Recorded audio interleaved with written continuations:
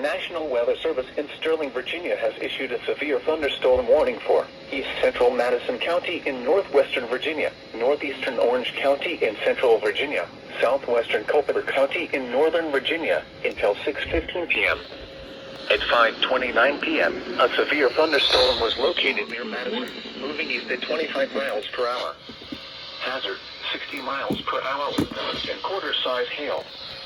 Source, radar indicated.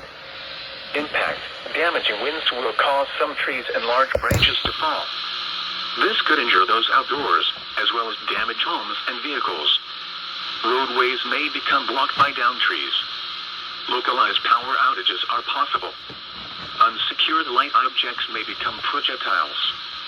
Locations impacted include Culpeper, Madison, Brightwood, Raccoon Ford, Elkwood, Catawba, Stevensburg, Brandy Station, Oak Park, Haywood, Birch Hill, Winston, Cordova, Mitchells, Rava, Forbesville, Leon, Olympus, Locust Dale, and Vance. For your protection, move to an interior room on the lowest floor of a building.